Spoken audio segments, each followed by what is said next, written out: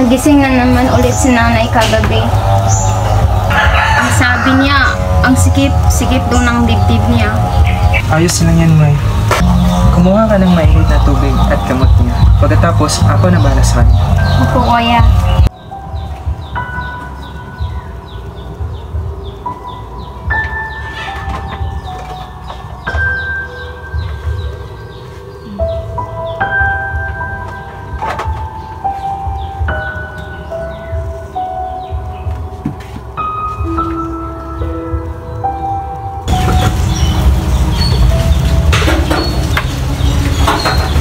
Nay, uminom pa po ng tubig.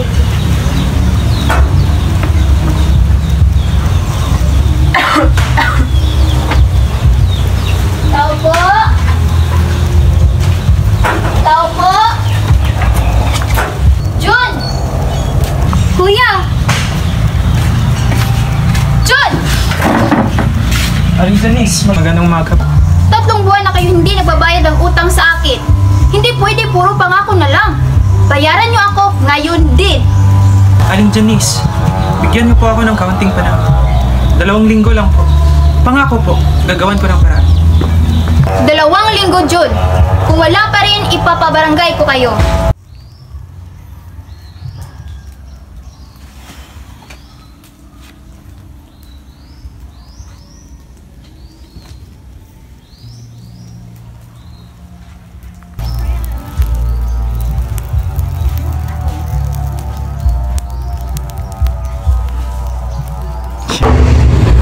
Class, mahalagang maintindihan nyo ang panganib pagdating sa cybersecurity.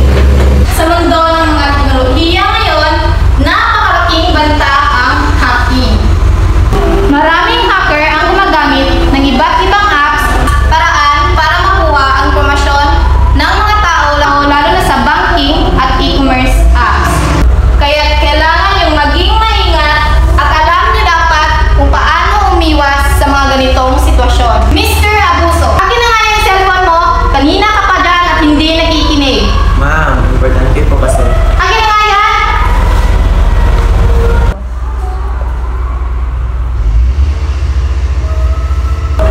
Wala kayong mga respeto.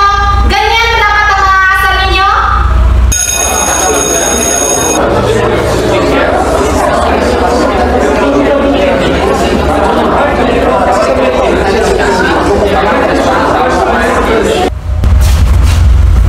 Di ka pa talaga nadadala, no? Dito par, iba to. Malaking isda. Siguraduhin ko lang hindi ka mapapahamak at huwag mo akong idamay.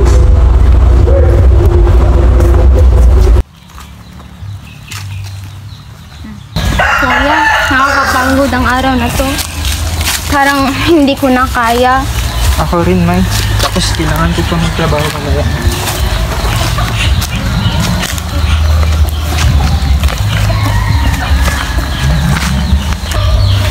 Nay, nandito na po kami.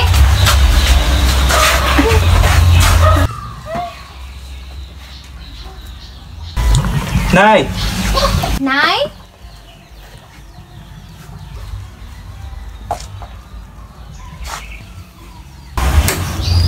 Nay! Nay! May, si Nanay! Kuya, bakit? Tumawag ka ng ambulansya, dali! Nay! Nay, gising, Nay! Nay! May, bilisan mo, May! Nay! Nay! Nay, gising!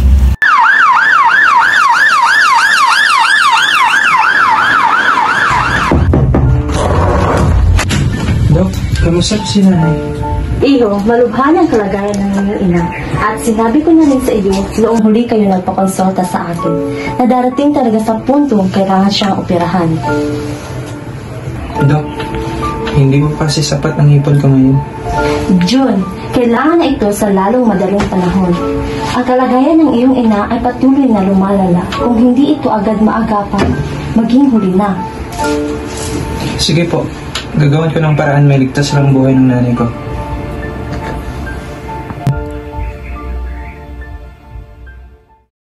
Tao po! Tao po! Aling Merna! Oh, Jun! Anong ate? Umaga-umaga? Kay Magpapakal sana ako ng pera sa inyo. Magkano ba? 50,000 po sana, Aling Merna. Naku, John, wala akong mapapautang na ganyang kalaking halaga. Sige na po. Nagpamakaawa ko sa inyo. Wala talaga akong maibigay. Umuwi ka na. Aling Merna. Sige na po. Aling Merna. Tulungan niyo po kami. Aling Merna. Umuwi ka na!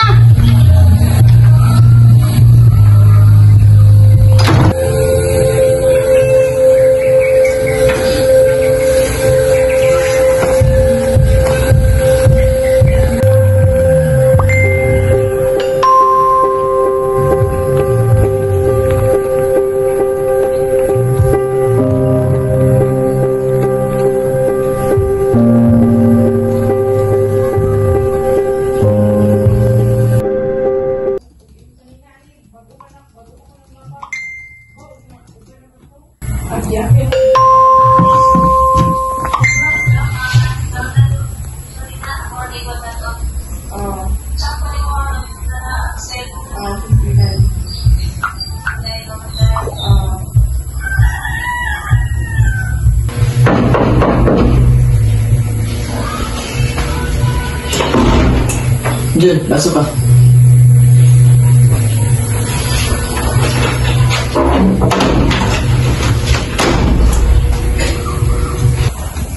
Ako ka par. Kamusta ang mama mo? Yan nga. Kailangan ko ng pera para sa operasyon niya. May alam kang paraan, di ba? Sige na, kahit ano. Sasabihin ko sa'yo par, pero dito malinis. Madali lang pera dito. Kahit ano pa yan, par.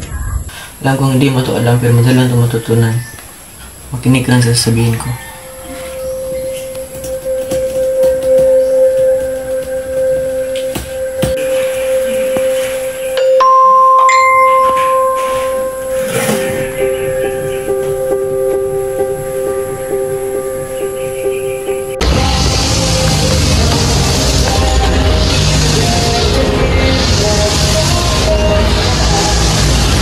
Ano?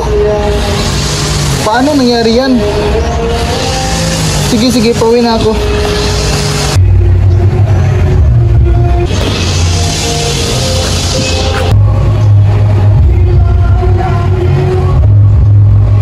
Par, sino? Uy, par! Guys, kailangan ko ng tulong nyo. May malaking problema. Bakit? Anong nangyari? Nahack ang bank account ng parents ko kagabi. Naubos ang laman. Ang dami nilang nawala. Pang tuition ko pa naman yun. Grabe bro. Anong sabi ng bangko? Nakontak niyo na ba sila? Oo, pero sabi nila may mga unauthorized transaction doon na naganap. At baka daw, ilang araw pa bago mambisigahan ng buo. Nai-stress na yung parents ko. Teka, may alam ka bang pinagsimulan? Mga text o emails na kayo na hinala? Meron. May natanggap daw si mama na email galing sa bangko. May link para sa account verification. Doon ata nag-start yung problema. Dapat talaga mag-ingat sa mga ganyan. Lalo naman sa nag-alok na mag-verify ng details online. Pero don't worry bro. Baka magawa kami dyan para matrace ng naman. Salamat mga par. Kahit man lang malaman kung paano nangyari to. Malaking bagay na rin. Sana hindi na maulit sa ibang tao. Sige, par.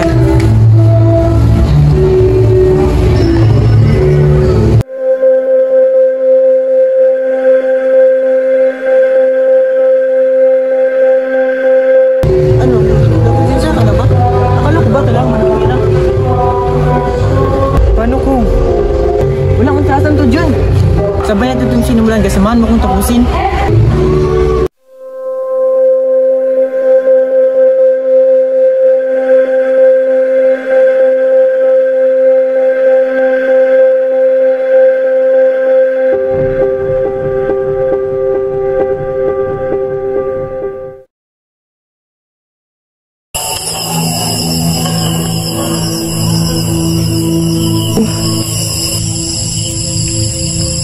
Ayos na par. Nakuha natin ang account na to. Malapit na.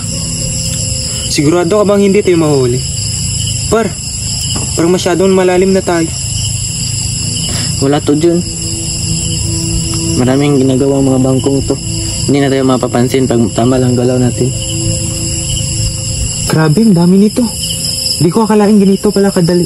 Kumita ng ganitong kalaking pera. Sinabi ko naman sa'yo, di ba? Isipin mo na lang, Jun. Wala namang mawala sa mga mayamang to. At makatulong ka pa sa pamilya mo. Par, nakita mo to? Si Hailing Closas. Ang dami niya palang ari-arian, par. Oo nga. Sobrang dami ng properties niya. Pero bakit kayo nakatibawang lang lahat ng to? Hindi ka ba nagtataka kung bakit walang kumukuha sa ari-arian niya? Tumigil ka nga, Jun. Sino ba bang taong matatakot sa patay na? Alam mo, Jun, kung wala nang kumukuha sa mga ari-arian niya, bakit kayo hindi tayo pumunta dun? Baka may makuha tayong mahalagang bagay. Sigurado ka ba? Parang masyadong malalim na yun dito. Ano ka ba, Jun? Isipin mo lang nanay mo at paggastos sa ospital.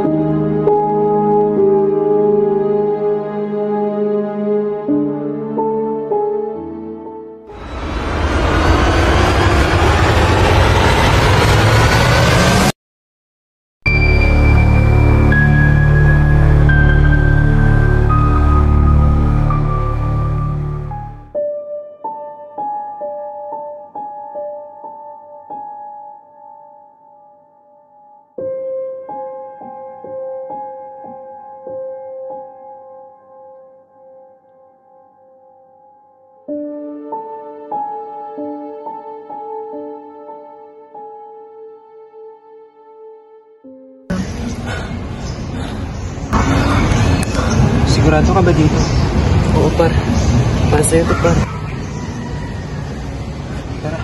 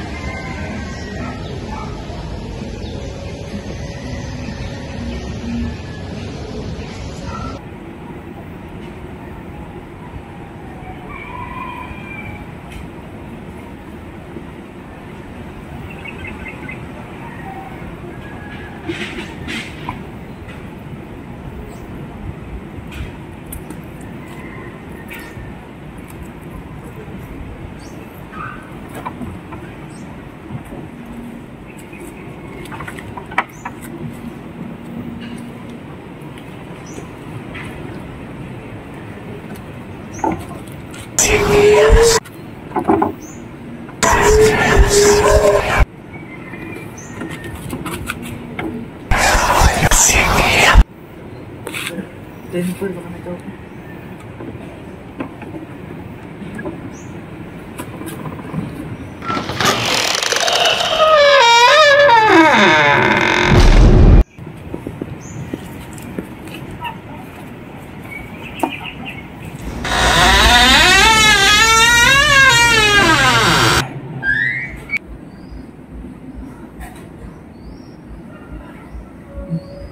Sila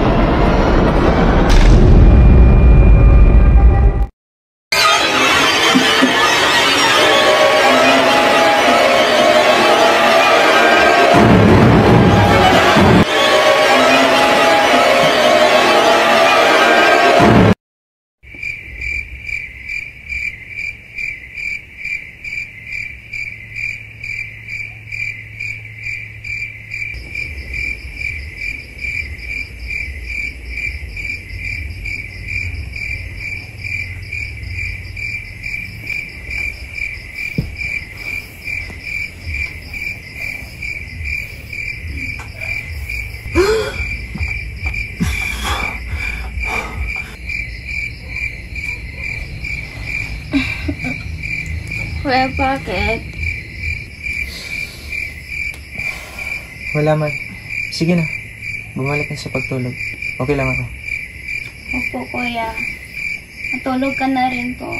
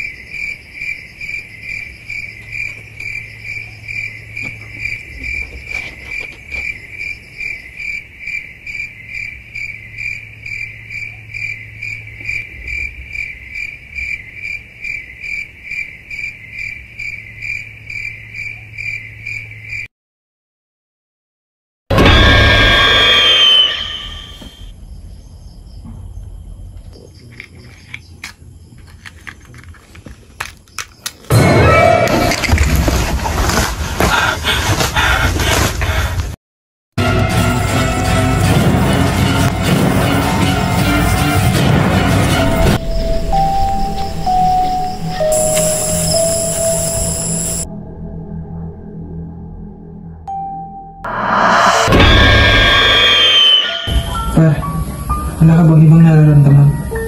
May nararamdaman akong kakaiba eh. Ano ka ba, Par? Wala naman ah. Ano ka ba? Sige na, Par. Uli mo na ako, Par. Kaya Balik na dito mamaya, Par. sige, sige. Naduduwag to.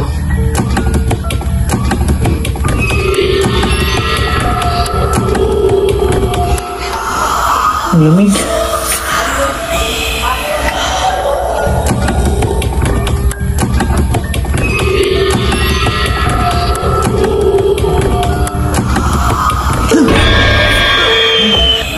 Kapal, naiwan ka. Par! Par! Par! Ang gawin. Par! Par, gising, Par!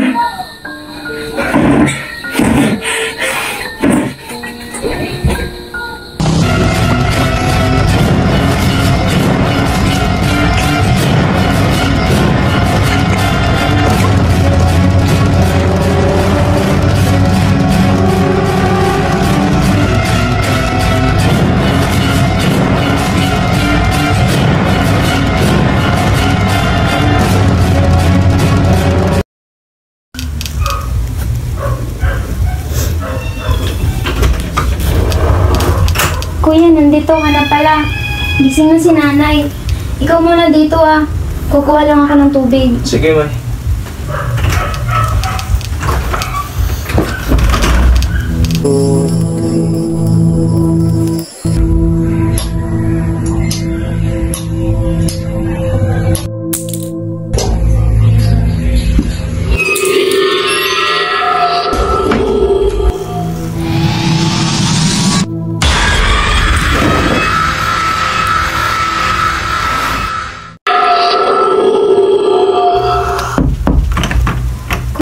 Kuya, pabukas ng pinto.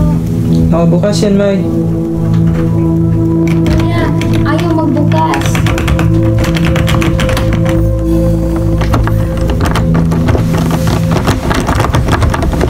Tayo bumukas. Kuya, Teka lang, May. Ay, bumukas. kuya.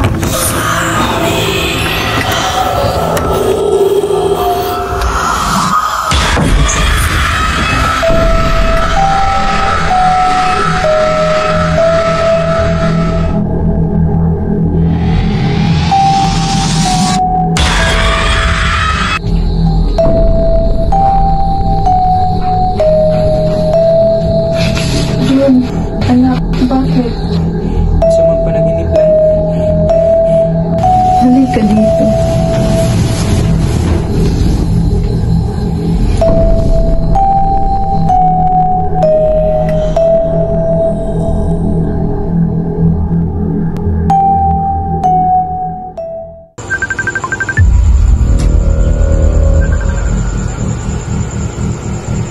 Sander, alam ko ng lahat. Magnanakaw kayo. Kayo ang nag-ubos ng pera ng parents ko. Hindi ko hayaan na may biktima pa kayong iba. Susumbong ko kayo sa otoridad.